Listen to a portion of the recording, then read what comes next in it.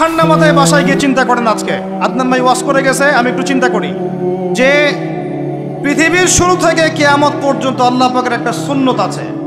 আল্লাহর সুন্নত কি? আল্লাহর সুন্নত এটা, প্রত্যেক যুগে যুগে যে বা যারাই আল্লাহর বিধান মেনে চলেছে আল্লাহ পাক তাদেরকে দুনিয়াতেও সমৃদ্ধি দিয়েছেন, পরকালে জান্নাত দিয়েছেন। সুবহানাল্লাহ। আর দুনিয়াতে প্রত্যেক যুগে যুগে যে বা যারাই আল্লাহর বিধান মানে নাই, রাসূলের বিধান মানে নাই, আল্লাহ দুনিয়াতে লাঞ্ছিত করেছেন, পরকালে জাহান্নাম দিয়েছেন। বলেন নাউজুবিল্লাহ। আমার কথা বুঝতে পারলেন ভাই? আরো একবার রিপিট করছি, আল্লাহর সুন্নত কি? আল্লাহর সুন্নত হচ্ছে প্রত্যেক যুগে যুগে যে বা যারাই আল্লাহ এবং তার রাসূলের বিধান মেনে চলেছে আল্লাহ দুনিয়াতেও সুখী করেছেন, পরকালে জান্নাত দিয়েছেন। প্রত্যেক যুগে যুগে যে বা যারাই দুনিয়াতে আল্লাহ এবং তার রাসূলের বিধান মেনে চলে নাই, দুনিয়াতেও লাঞ্ছনা, পরকালেও বলেন লাঞ্ছনা। এখন একটা এক্সাম্পল দেই, নূহ আলাইহিস সালামের যুগ দেখেন, যারা আল্লাহর বিধান মেনেছে আল্লাহ নাজাত দিয়েছেন, মানে নাই ডুবিয়ে মেরেছেন। ঠিক আছে কথা? মূসার যুগ দেখেন আলাইহিস সালাম, আল্লাহর বিধান মেনেছে, বনু ইসরাইলকে নাজাত দিয়েছেন, মানে নাই ফেরাউনকে ডুবায় মেরেছেন। দেখেন আপনি শুআয়বের কওমকে দেখেন, শুআয়ব আলাইহিস সালামের কওম, কওমে মাদিয়ান, আল্লাহর বিধান মেনেছে, যারা আল্লাহ পাক নাজাত দিয়েছেন, মানে নাই ভূমিকম্প দিয়ে ধ্বংস করেছে। কওমে লূত, কিছু মানুষ বিধান মেনেছে, আল্লাহ নাজাত দিয়েছেন, মানে নাই, আল্লাহ রব্বুল আলামিন লূত আলাইহিস সালামের কওমকে একদম আসমানে উঠিয়ে পাথর নিক্ষেপ করে থেতলা করে আবার উল্টা দিকে দাফন করে দিয়েছেন। নাউজুবিল্লাহ। এদের পাপ ছিল, ওটা সমকামী ছিল, সমকামী, যে সমকামিতা এখন ছড়িয়ে পড়ছে আপনাদের মধ্যে। নাউজুবিল্লাহ। আল্লাহ পাক আমাদেরকে হেফাজত করেন। একইভাবে নবী সাল্লাল্লাহু আলাইহি ওয়াসাল্লামের যুগ তাকান, এই যে আবু জেহেল, আবু লাহাব, উতবা, শাইবা, রাবিআ, এরা আল্লাহর বিধান মানে নাই, আল্লাহ ধ্বংস করেছেন। আবু বকর, ওমর, ওসমান, আলী রাদিয়াল্লাহু আনহু আজমাইন, তারা মেনেছেন, আল্লাহ দুনিয়াতে সমৃদ্ধি দিয়েছেন, পরকালে জান্নাত। বুঝাতে পারলাম কি ভাই? বলে আসরি মানে কি বুঝাতে পারলাম? আল্লাহ পাক এই সময়ের কসম করে বলছেন, হে মানুষ শোনো, ইন্নাল ইনসানা লাফি খুসর, সমস্ত মানুষই ক্ষতির মধ্যে আছে। বলেন নাউজুবিল্লাহ। এখানে আল্লাহ পাক একদম আমভাবে সবাইকে বলছেন, সবাই ক্ষতির মধ্যে আছে। মানুষের ক্ষতি কয় প্রকার? আমার সাথে বলেন, মানুষের ক্ষতি দুই প্রকার। কয় প্রকার? মানুষের ক্ষতি কয় প্রকার? এক, ইহকালীন ক্ষতি, দুই, পরকালীন ক্ষতি। এক, ইহকালীন ক্ষতি, দুই, পরকালীন ক্ষতি। ইহকালীন ক্ষতি কি? ইহকালীন ক্ষতি হচ্ছে সূরাতুল রুমের এই আয়াতটা। আল্লাহ পাক বলছেন, বা'দা আউযু বিল্লাহি মিনাশ শাইতানির রাজীম, যাহারাল ফাসাদু ফিল বাররি ওয়াল বাহরি বিমা কাসাবাত আইদিন নাস।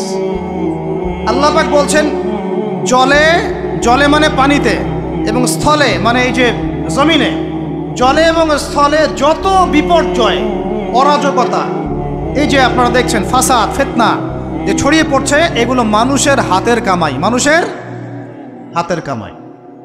বনভূমি উজাড় করেছে কে? জিন না মানুষ? বলেন। এই পরিবেশ নষ্ট করেছে কে? জিন না মানুষ? বলেন। খাবারে ভেজাল দিয়েছে কে? জিন না মানুষ?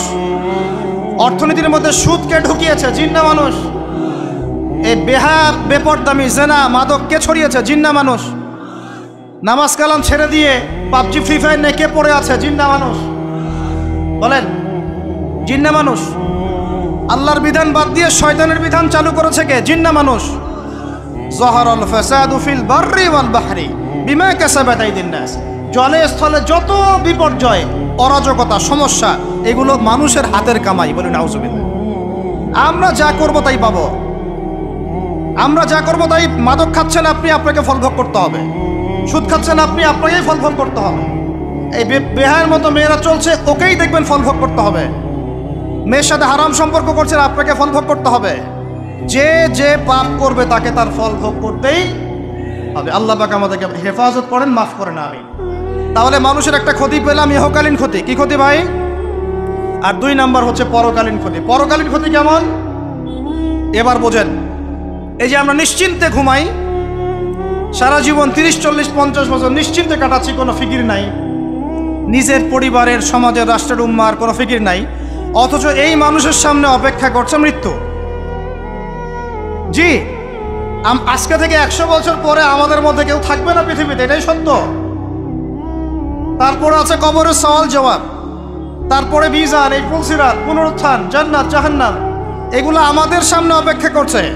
আর সেই মানুষ নিশ্চিন্তে বসে বসে মেয়ের সাথে টাঙ্কি মারে, সেই মানুষ বাইক নিয়ে একটা মেয়েকে নিয়ে ঘুরছে, সেই মেয়ে একটা ছেলের সাথে চটপটি ফুচকা খায়, সেই লোক আল্লাহর বিধানকে সরাই দিয়ে শয়তানের বিধান চালু করা শুরু করল, সেই ব্যক্তি সুদ খাচ্ছে, সেই ব্যক্তি ট্রান্সজেন্ডার এই মতামত প্রমোট করতেছে, হ্যাঁ, সেই ব্যক্তি শিক্ষার মধ্যে ইসলাম বিদ্বেষী বিষয় ঢুকাই দিল।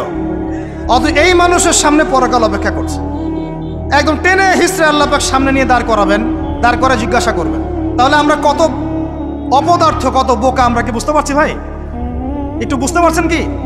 আল্লাহ পাক সূরা আহজাবে এটাও কিন্তু বলেছেন যে ইন্নাল ইনসানা যালুমান জাহুলা ওয়া লাকাদ আরাদনাল আমানাতা আলাস সামাওয়াতি ওয়াল আরদি ওয়াল জিবালা ফাআবাইনা আন ইয়াহমিলনাহা ওয়া আশফাকনা মিনহা ফাহামালাহাল ইনসান। সুবহানাল্লাহ, শুকরিয়া, আল্লাহ পাক মনে করাই দিয়েছেন। আরেকটা যদি না বলতে পারতাম মনের মধ্যে একটা অতৃপ্তি থেকে যাইত। আল্লাহুম্মা লা ইলমা লানা ইল্লা মা আল্লামতানা ইন্নাকা আনতাল আলিমুল হাকিম। আলহামদুলিল্লাহ। আরেকটার অর্থ শুনেন, মানুষ যে জালেম, জাহেল, আমরা যে অপদার্থ, আল্লাহ পাক কি বলছেন শুনুন। আল্লাহ বলছেন ওয়ালাকাদ আরাদনাল আমানাতা আলাস সামাওয়াতি ওয়াল আরদি ওয়াল জিবাল, আমি ইসলামের এই আমানত, শরিয়াত, কোরআন হাদিসের এই যে আমানতটা, এটা আসমান সমূহকে দিতে চেয়েছিলাম, তোমরা কি নিবা? আমি জমিনকে দিতে চেয়েছিলাম, তোমরা নিবা? আমি পাহাড়কে দিতে চেয়েছিলাম, আমানত কি নিবা? ফাআবাইনা, তারা বলেছে না, নিতে পারো। ওয়াশফাকনা মিনহা, তারা অক্ষমতা প্রদর্শন করেছে।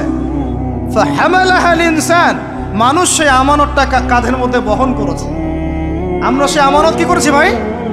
কাঁধে বহন করেছে। আল্লাহ পাক বলেন ইন্নাল ইনসানা যালুমান জাহুলা, মানুষ কত জালেম, মানুষ কত জাহেল। আমাদের সামনে পরকালীন এই কঠিন জবাবদিহিতা অপেক্ষা করছে। এরপরে আমাদের জীবনযাপন পদ্ধতি দেখলে মনে হয় যে আমাদের মধ্যে আর গরু ছাগলের মতো কোনো পার্থক্য নেই। ইন্নাল ইনসানা লাফি খুসর, বুঝতে পারলেন? আচ্ছা, আল্লাহ পাক এবার আমাদেরকে বলছেন, আচ্ছা ঠিক আছে, 4টা গুণ অর্জন করো। কয়টা ভাই?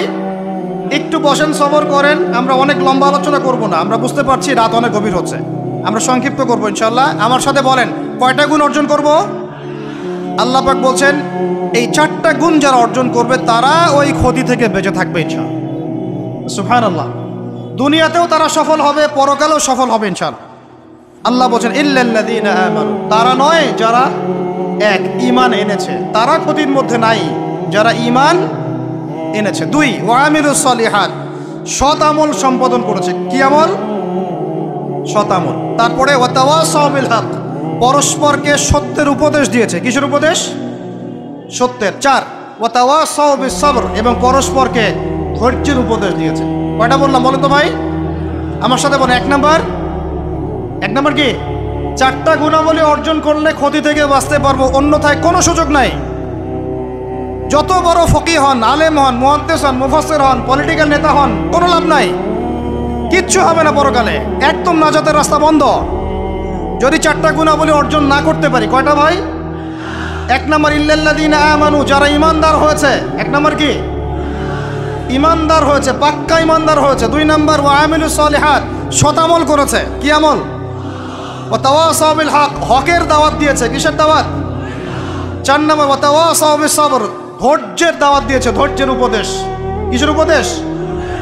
এটা কি শুধু একজন ব্যক্তির উপরে বর্তাবে না সবার উপর দায়িত্ব? এই সূরায় কি শুধু আলেমদেরকে উদ্দেশ্য করা হচ্ছে? শুধু মুফাসসিরদেরকে, শুধু মুহাদ্দিসদেরকে, শুধু বক্তাদেরকে, নাকি সবাইকে? এই সবাই মিলে যখন এই 4টা গুণাবলী অর্জন করবেন, দেখবেন ইনশাআল্লাহ দুনিয়াতেও বিজয় আমাদের, পরকালে আমাদের ইনশাআল্লাহ।